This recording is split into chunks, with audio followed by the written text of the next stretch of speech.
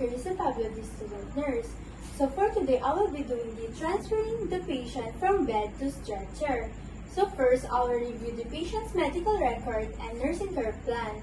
I will check for tubes, IV lines, incision, equipment, and any movement limitations. I will also follow the patient handling plan, if available.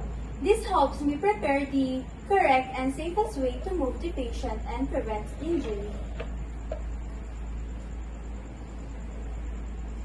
So next, I will perform hand hygiene and wear appropriate PPE if needed to prevent the spread of microorganisms and to protect the both patient and the healthcare team.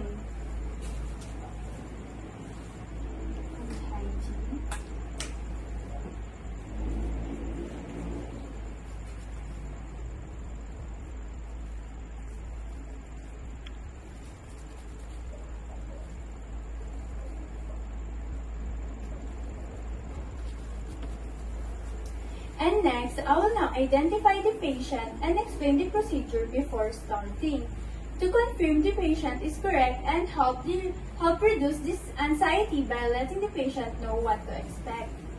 Good day, ma'am. I am Carissa Pablo, your student nurse for today. May I know your full name, ma'am? Ashley Teresa Pulpo, Your birth date November 11, 2007, and your age? 18 years old. Okay, ma'am. I will verify your identity by checking your ID band. May I see your ID band, ma'am? Okay, ma'am. Thank you. So for today, ma'am, I will be doing the transferring the patient from bed to stretcher po, which is ito transfer po kita sa stretcher. Is that okay to you, ma'am? Yes. Okay. Make yourself comfortable and please cooperate with me po. Thank you. Now, I will close the curtains for the privacy. And I will lower the head of the bed and as tolerated.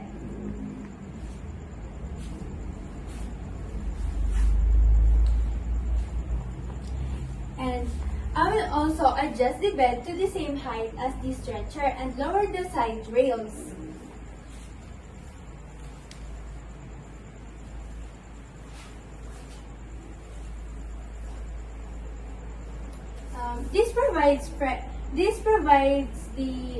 This makes the transfer safer and easier. Next, I will place a bath blanket over the patient and remove the top covers underneath because the bath blanket keeps the patient warm and maintains privacy.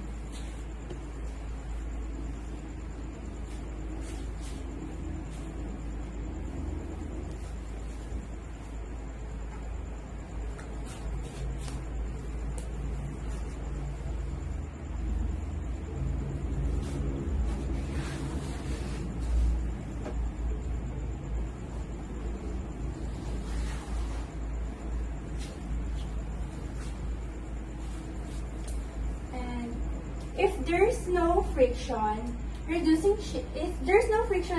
sheet, I will place one under the patient's midsection. I will ask the patient to fold the arms across the chest and tuck the chin.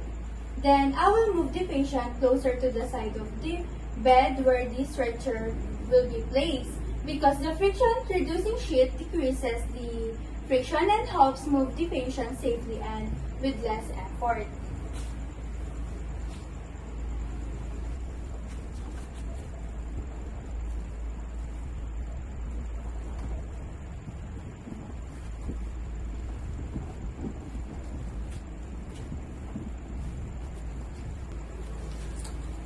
And as you can see, I am overreaching because I only have the limited spaces.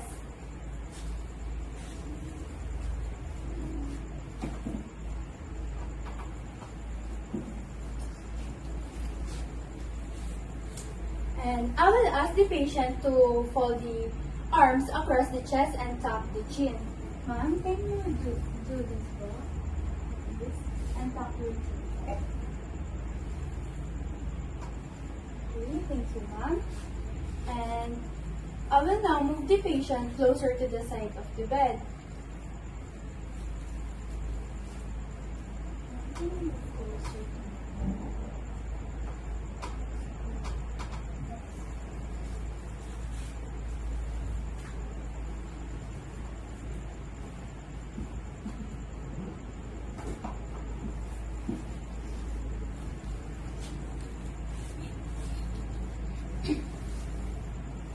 Then next, I will place the stretcher beside the bed and parallel to it and lock the wheels of the both bed and the stretcher because locking the wheels prevents movement and reduces the risk of injury.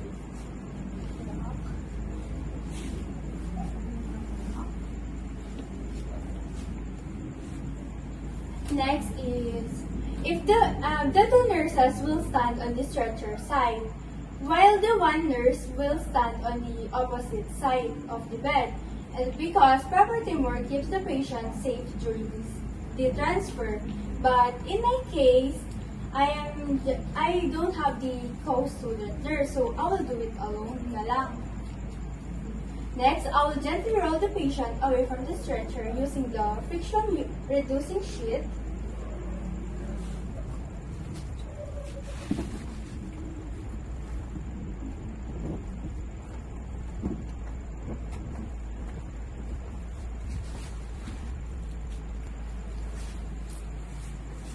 Then, I will transfer the board between the bed and stretcher and roll the patient back onto the board.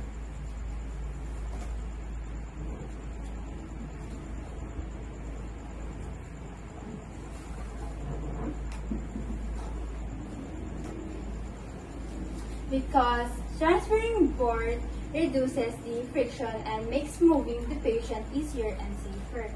Next, the nurse will hold the friction-reducing sheet at the head, chest, and leg areas as assigned. This provides even support for the patient's body during the transfer. But I will do it alone lang.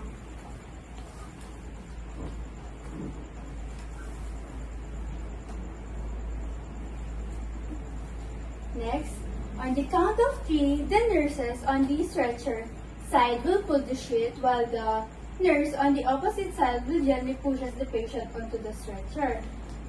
Because moving together makes the transfer smooth, safe, and reduces the risk of injury.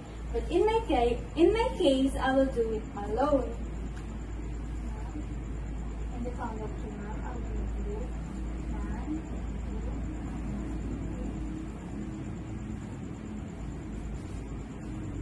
1, 2, 1, 2, 3.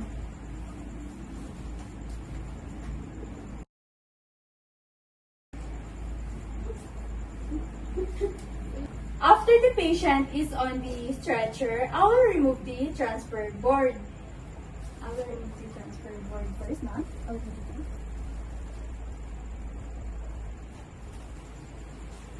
I will now dispose this one. Then, next, I will raise the side rails. And I will cover the patient with a blanket po for her privacy.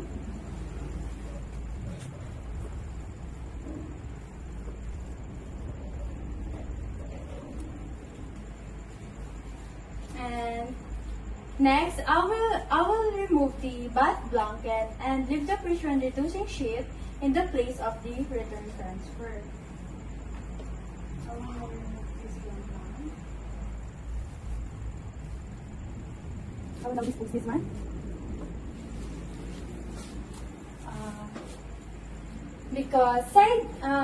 I will now raise the side rails po because side rails keep the patient safety while the blanket provides warmth and comfort. And finally, I will clean the transfer equipment according to the facility policy. Remove my gloves and PPE if used. And discard this one. And perform hand hygiene. Because cleaning the equipment and performing hand hygiene help prevent the spread of infection. Hand hygiene.